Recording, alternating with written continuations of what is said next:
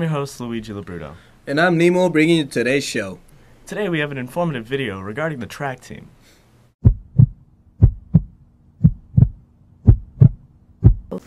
Track for some is just running around in circles, while for others, it's everything. In Somerville High School, they take their sports very seriously. The Highlanders' record-breaking star, Andre Rollum, is one of the fastest student athletes in the country.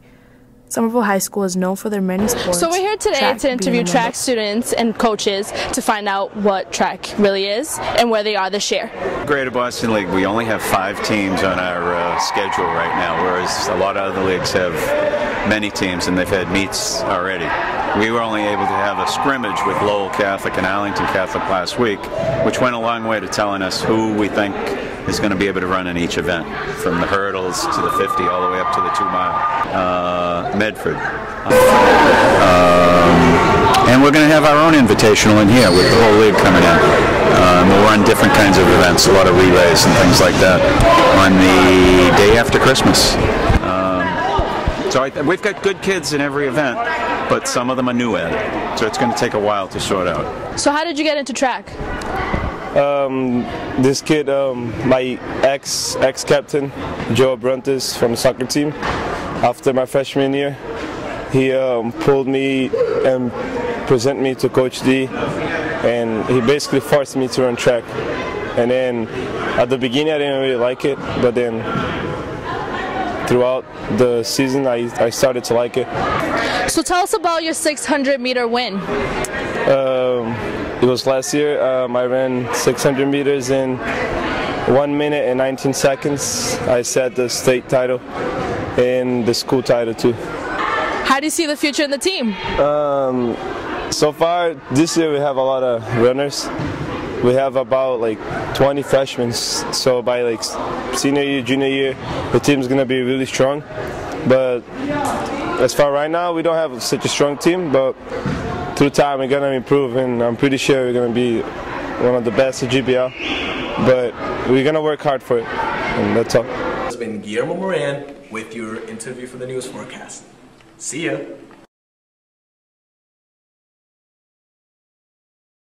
Join the track team, guys. Go hard or go home. Go Highlanders. And now we have a special video coming to you featuring the ELL students. Some of you may be wondering what ELL is. ELL stands for English Language Learners. So it's good to know that we have a video to show you guys what they do here at Somerville High. Let's take a look.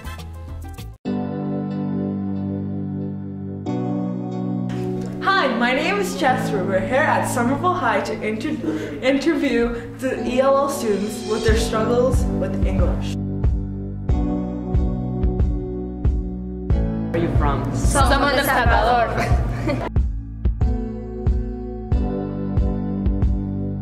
De estar viviendo acá en los Estados Unidos tengo 9 meses y de estar estudiando como 4 meses.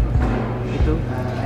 De estar aquí en Estados Unidos tengo 1 año y de estar estudiando aquí en Canadá tengo 5 meses. Al principio me sentía bien, pero sí me siento bien, he aprendido muchas cosas, tengo amigos, todo va bien en las clases. Solo me cuesta un poco el inglés porque no lo entiendo mucho, pero lo voy a entender.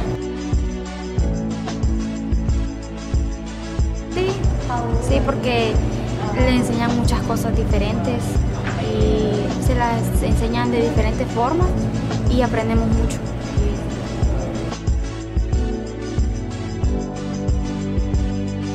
Hi, this is Miss Bunker Nettle, a ESL student teacher.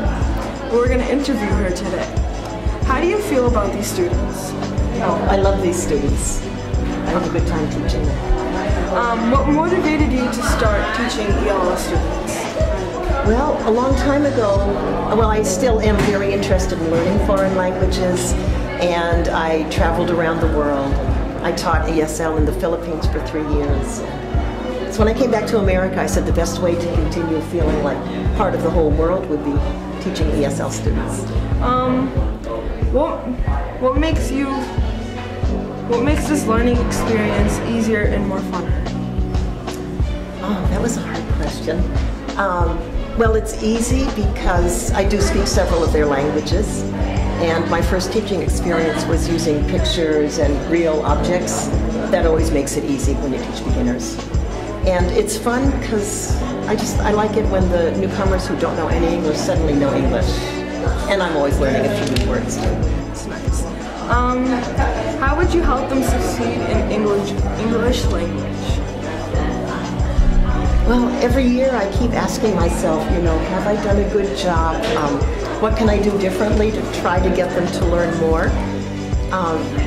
I try to bring in more interesting materials to read, and I try to invent maybe more interesting compositions that they can write. And it would be good to get them to mix with mainstream students to practice English, but that's harder to arrange. I have to confess I haven't done that. Okay, this is an aspiring natural.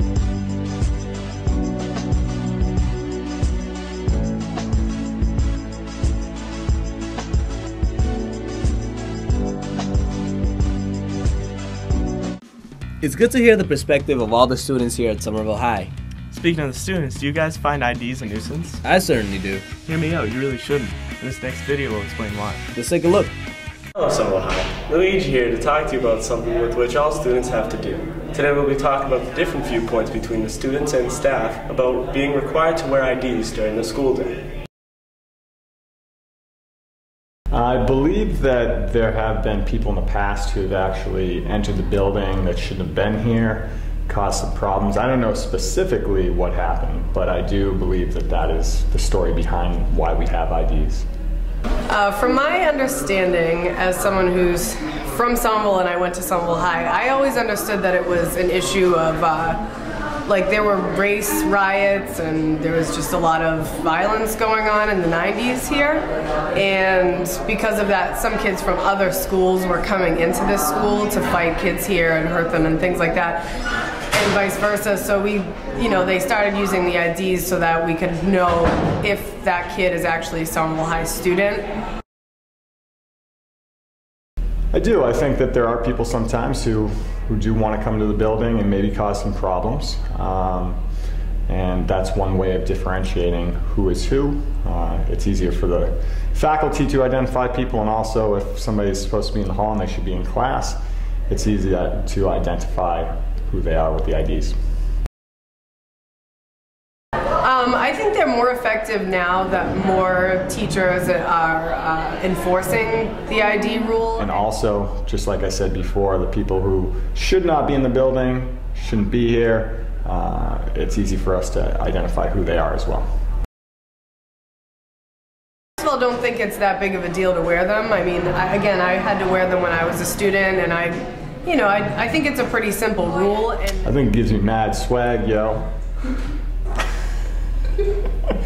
See, Nemo, IDs are used for our own protection. I guess I never thought of it that way, but mine always gets caught in mailboxes and fire hydrants. Mailboxes and fire hydrants? What do you mean? Parkour. I do parkour. What's that? Just watch this and you'll see what it is.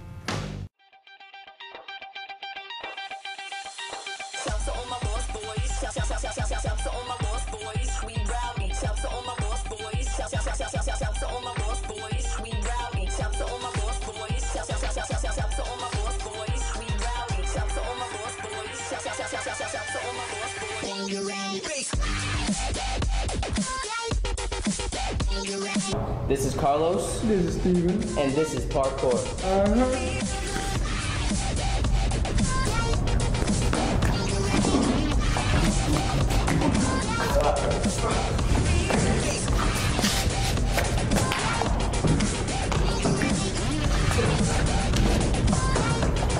Hi, my name is Eddie, and this is real parkour.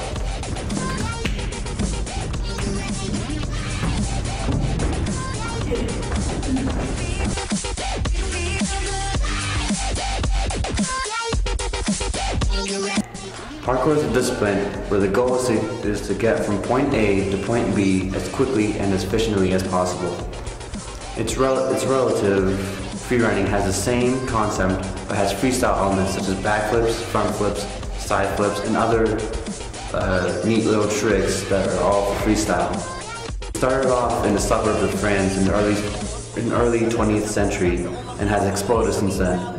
It's practiced around the world, and almost anybody and everybody of different ethnicities doing parkour since the late 1990s due to documentaries and films depicting parkour. Parkour classes are offered at the school every Friday from 6 to 7:30 p.m. Each class is $8, and the class shows you the basics and needs of parkour. Our crew is not involved.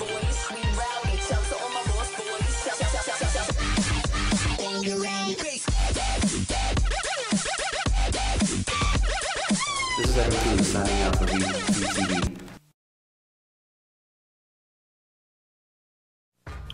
That was pretty cool, huh? Yeah, I think I might join that parkour program. Seems like fun. It sure does. But guys, that's all we have for you guys today. This is Nemo signing off, and Luigi. Have a good one. Have a good day.